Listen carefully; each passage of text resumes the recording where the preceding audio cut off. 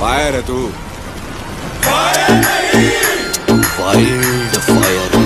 उसी को ऐसे बोलने लग गए। नहीं नहीं नहीं महोदय जी, देखिए दुनिया में बहुत तगड़े तगड़े आदमी हैं, हमें किसी से कोई आपत्ति नहीं है, लेकिन कोई हमें छेड़ेगा चाहे वो किसी भी लेवल का हो, अगर वो हमारे भील समाज को छेड़ेगा तो हम बिल्कुल भी कतई बर्दाश्त नहीं करेंगे, बिल्कुल भी नहीं।